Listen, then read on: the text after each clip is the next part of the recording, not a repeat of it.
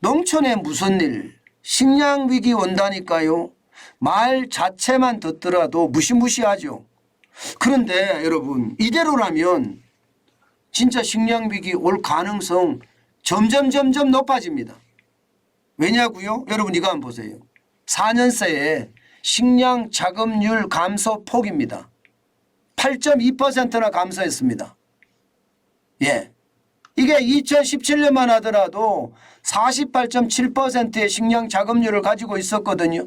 2021년에 40.5까지 떨어졌습니다. 40.5까지. 그러니까 8.2%가 빠진 거예요. 식량 자급률이. 난리도 아니라는 이야기잖아요. 이 말은 여러분 시골에 일할 사람이 없다는 뜻이에요. 일을 하고 싶어도 일을 시키고 싶어도 시킬 사람도 없습니다. 그러니까 예를 들어서 일손이 많이 들어가는 거 있잖아요. 일손이 많이 들어가는 거. 한여름 땡빛에 고추를 따야 되는 일. 사람 없습니다. 고추 농사 확 줄었습니다. 확 줄었습니다. 예. 게다가 한여름에 이 참깨를 따려고 그러면 한여름에 이게 추수를 해야 되거든요. 사람들 확 줄었습니다. 한여름에 일하기 싫은 거죠. 내가 왜 한여름에 이 땡볕에 일해. 심지어 녹차밭 같은 경우는요. 가보면 장난이 아니라는 거예요. 장난이. 녹차밭은요. 과거에 말입니다. 이것도 녹차도 따야 되잖아요. 하나하나. 딸 사람이 없는 거예요. 딸 사람이. 있다고 하더라도 말입니다. 경남 하동 같은 데는요. 모두 60대 이상이라는 거예요. 그러니 생산을 포기하는 농민이 계속 나오고 있는 거. 이거 현실이라는 겁니다. 그러니 한국 식량 자급률도 지금 계속 떨어지고 있는 거죠. 심각한 것은 여러분 경작지가 계속 줄어들고 있습니다. 여러분 2012년에 172만 9,982헥타르였습니다. 그런데 2017년에 보세요. 거의 말입니다. 10만 헥타르가 줄어듭니다. 10만 헥타르가. 162만 796헥타르입니다. 그런데 또 2022년에 오니까 또 10만 헥타르가 줄어듭니다. 152만 8,237헥타르입니다. 경작지가 줄어든다는 거예요. 경작지가. 예.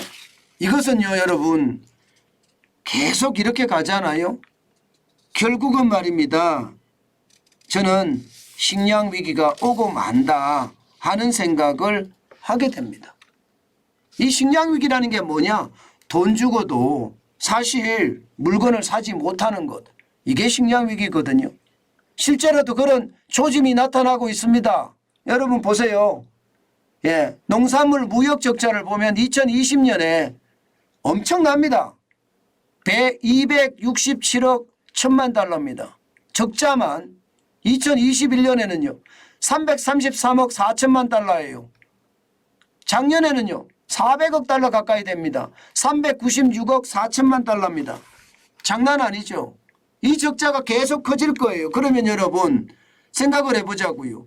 이게 원자재 파동이나 코로나19의 같은 위기, 러시아가 우크라이나를 침공하는 그런 위기가 한번 또 터지면요. 가격은 천정부지로 오를 겁니다.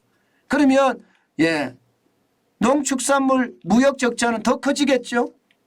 더 커지면 여러분 우리가 돈이 있어도 식량을 못 사는 그런 최악의 사태를 맞을 수도 있다는 것 아마 여러분들은 짐작하실 수 있을 거예요. 요즘 말입니다. 칼국수를 한번 시켜보세요.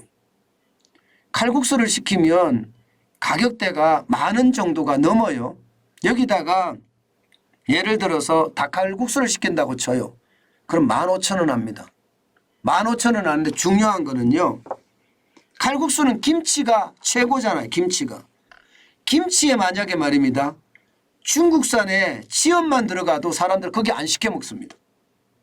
칼국수는 김치가 좋아야 되는데 김치를 중국산으로 만들어서 중국산 고춧가루로 만들었어 이러면 사람들이 안 시킨다니까요.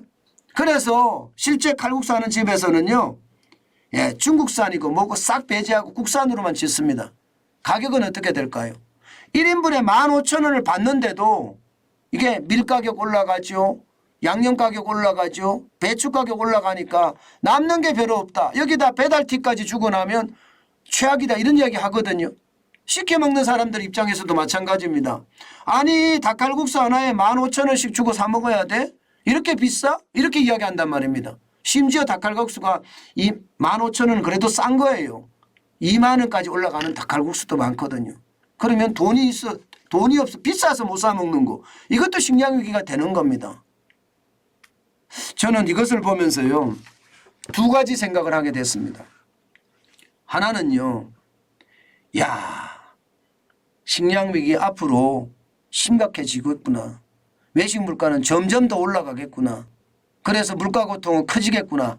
이 생각이 하나 들었고요. 다른 하나는요, 야 이건 농촌의 기회가 있다. 예, 시골에가 앞으로 더 좋아지면 더 좋아지겠구나. 농사 짓는 게 힘들기는 하지만 물론 뭐 작업자족도 되겠지만 이게 잘만 하면 서울에서 직장 생활하는 것보다가 돈을 더 많이 벌 수도 있겠구나. 예, 그런 생각을 많이 해봅니다. 예, 물론 농업이라는 게 저도 시골 출신이라서 알지만 참 어렵습니다. 게다가 이게 뭐 한 번 잘못된 것을 바꾸기도 1년 단위로 바꿔야 되잖아요. 올해 흉년, 내년에 흉년 이렇잖아요. 1년 단위니까 시간이 너무 길기도 해요. 그렇지만 예를 들어서 시설 농사 같은 거 있잖아요. 예, 아주 투자를 해서 하우스를 최첨단으로 지어놓고 거기서 1년 내내 생산해내는 거 말입니다. 저는 그런 것을 보면서 야 이게 먹거리에 분명히 기회가 있다 또 이런 생각도 하게 됐습니다. 어쨌든 여러분 점점 세월이 가면 갈수록 힘든 일 안 하려 할 거고요. 그러다 보면 시골에는 인력이 그만큼 줄어들었어서 고령화와 함께 이게 부딪히면요. 결국은 식량 위기라는 그런 최악의 상황도 맞을 수 있다. 저는 그런 생각을 해봅니다. 그만큼 지금 농촌은요. 그 어느 때보다 어렵다. 그 말씀을 다시 한번 올립니다.